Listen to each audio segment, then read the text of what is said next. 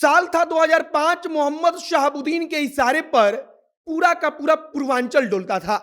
कहा जाता है कि शहाबुद्दीन के इशारे के बगैर पूरे बिहार में और पूर्वी उत्तर प्रदेश में पत्ता तक नहीं डोलता था। अगर पत्ता भी इधर से उधर होता था तो इसकी जानकारी शहाबुद्दीन तक पहुंच जाती थी। शहाबुद्दीन से निपटने के लिए कोई आईपीएस अधिकारी तैयार नहीं था, या आईपीएस अधिकारियों में आप कह लीजिए कि डर था। तब 2005 में जब अक्टूबर में विधानसभा का चुनाव होना था, तो उस समय के जो पर्यवेक्षक बनाए गए थे के राव, उन्होंने केंद्र सरकार से विशेष तौर पर आरएस भट्टी को बुलाया। कौन आरएस भट्टी? तो वही आरएस भट्टी जो अब बिहार के नए डीजीपी बनने वाले हैं। मात्र लगभग 80 दिन तक सिवान के वो एसपी बने रहे, और मात्र 80 दिन में कहा जाता है कि शहाबुद्दीन की सारी हेकड़ी निकाल दी।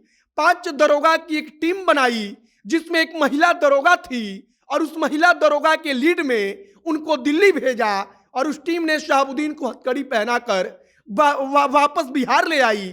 और उसके बाद शहाबुद्दीन की कहानी वहां से धीरे धीरे कम खत्म होने लगी।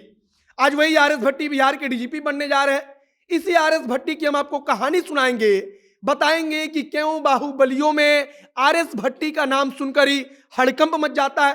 कहा जा रहा है कि शपथ ग्रहण के पहले ही उन्होंने राज्य के टॉप अपराधियों की सूची अपने पास मांगी है। मतलब कि इस समय जो अधिकारी हैं उनसे कहा है कि शपथ ग्रहण के पहले हमारे टेबल पर टॉप अधिकारियों की लिस्ट होनी चाहिए। और हम आपको इसी आरएस भट्टी की कहानी आगे बताएंगे। बाकी नमस्कार, मेरा नाम है मोहित कुमार सिंह और आप जनता जंक्शन देख रहे हैं।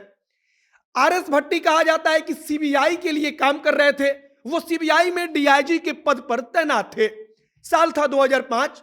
उस समय 2005 में 2 बार बिहार में विधानसभा का चुनाव हुआ। एक चुनाव था फरवरी का, और उसके बाद चुनाव हुआ अक्टूबर में। सिवान में पुलिस की कुछ चलती नहीं थी। सिवान में पुलिस जो चाहे वो होता नहीं था। मतलब पुलिसिंग बेहद कमजोर थी। और तब के राव के दिमाग में आइडिया आया कि क्यों ना आरएस भट्टी को केंद्र सरकार से विशेष तौर पर सिवान के लिए मांगा जाए। आरएस भट्टी उस समय चुनाव आयोग की तरफ से पर्यवेक्षक बनाए गए थे। उन्होंने केंद्र सरकार से अपील की कि उनको आरएस भट्टी चाहिए, और आरएस भट्टी को सिवान का एसपी बनाकर तुरंत भेजा जाए। उस समय सीबीआई के लिए आरएस भट्टी काम कर रहे थे। आरएस भट्टी को केंद्र सरकार की तरफ से बिहार भेजा गया। जब बिहार में वो सिवान के एसपी बनकर आए, तब सिवान के एसपी रहते हुए आरएस भट्टी ने शहाबुद्दीन के खिलाफ अभियान चलाया। शहाबुद्दीन पर हाथ डालने से उस समय बड़े बड़े नेता कांपते थे, क्योंकि उस समय केंद्र में यूपीए की सरकार थी। शहाबुद्दीन के नेता यूपीए की सरकार में शामिल थे। मतलब कि उस समय की केंद्र सरकार यूपीए की जो थी, कांग्रेस पार्टी की जो थी, जिसमें राष्ट्रीय जनता दल शामिल थी, वो राष्ट्रीय जनता दल के समर्थन से चल रही थी। लेकिन जब आरएस भट्टी सिवान के एसपी बने, तब कहा जाता है कि लगभग मात्र 80 दिन तक वो एसपी के पद पर तैनात रहे, और मात्र 80 दिन में उन्होंने जो किया वो सिवान के लिए इतिहास बन गया। सिवान की पुलिसिंग के लिए अपने आप में एक अनूठा, आप कह सकते हैं कि उदाहरण बन गया। आरएस भट्टी सिवान में जाते हैं। सिवान में जाते ही उनको ऑर्डर आता है कि किसी भी प्रकार से शहाबुद्दीन को गिरफ्तार करना है। शहाबुद्दीन के ऊपर हाथ डालने से बड़े बड़े आईपीएस आईएएस उस समय कांपते थे। किसी के कलेजे में इतनी हिम्मत नहीं थी कि वो शहाबुद्दीन की गिरफ्तारी के बारे में सोच सके। लेकिन आरएस भट्टी ने उस समय 5 दरोगा को, जो जिन पर उनको विश्वास था, उनकी एक टीम बनाई। उसमें एक महिला दरोगा थी, जिस महिला दरोगा की बेहद चर्चा होती है।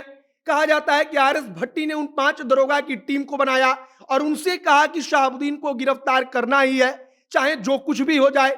उसके बाद से कहा जाता है कि महिला दरोगा के नेतृत्व में दिल्ली में एक टीम भेजी गई।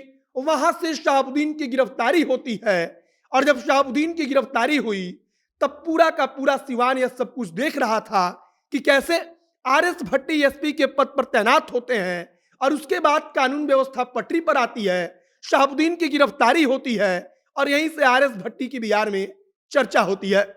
आरएस भट्टी अब बिहार पहुंच चुके थे। बिहार में कहा जाता है कि प्रभुनाथ सिंह, जो अपने समय के बाहुबली दबंग नेता, कहा जाता है कि प्रभुनाथ सिंह पर भी हाथ डालने से बड़े बड़े अधिकारी डरते थे। लेकिन आरएस भट्टी ने प्रभुनाथ सिंह पर हाथ डाला, प्रभुनाथ सिंह पर कार्रवाई की, और इसी लिस्ट में एक और नाम आता है, बाहुबली अनंत कुमार सिंह के भाई दिलीप सिंह का। बाहुबली दिलीप सिंह, या कह लीजिए कि बाहुबली अनंत कुमार सिंह के भाई दिलीप सिंह, जो उस समय भी अपने इलाके के रसूखदार बाहुबली हुआ करते थे। दिलीप सिंह पर भी हाथ डालने की आमतौर पर किसी की हिम्मत नहीं थी, लेकिन आरएस भट्टी ने वो करके दिखाया और आज आरएस भट्टी बिहार के डीजीपी बनने जा रहे हैं। कहा जा रहा है कि डीजीपी बनने के पहले ही उन्होंने अधिकारियों को सूचना भेज दी है कि जब हम डीजीपी का पदभार ग्रहण करेंगे तब उसके बाद हमको हमारी टेबल पर इस राज्य के टॉप अपराधियों की सूची चाहिए। वो अपराधी जो अभी सबसे ज्यादा कुख्यात है, जिनकी सबसे ज्यादा खोज पुलिस विभाग को है, उन अपराधियों की सूची हमको चाहिए। और कहा जा रहा है कि आरएस भट्टी के निर्देश के बाद वो लिस्ट तैयार की जा रही है। आरएस भट्टी मूल रूप से पंजाब के रहने वाले हैं, लेकिन पिछले लगभग कई दशकों से वो बिहार के लिए काम कर रहे हैं और बिहार के लिए काम करते करते आरएस भट्टी आज बिहार के डीजीपी बनने जा रहे हैं। फिलहाल आरएस भट्टी के डीजीपी बनने के बाद क्या होगा, कानून व्यवस्था में कितना सुधार होगा, यह तो देखने वाला विषय होगा। लेकिन आरएस भट्टी का जो इतिहास है, बाहुबलियों पर कार्रवाई का जो इतिहास है, उससे इतना तो स्पष्ट होता है कि अगर आरएस भट्टी उसी पुराने तेवर में रहे तब बाहुबलियों के लिए बुरे दिन शुरू होने वाले हैं। बाकी आरएस भट्टी के बारे में आप क्या सोचते हैं, कमेंट बॉक्स में लिखकर बताइएगा। वीडियो शेयर कीजिएगा, आगे जो तमाम जानकारी आएगी हम आप तक पहुंचाएंगे। आप जनता एक्शन के साथ बने रहिए। कैमरे से विशाल खड़े हैं और मैं मोहित कुमार सिंह। बहुत बहुत धन्यवाद।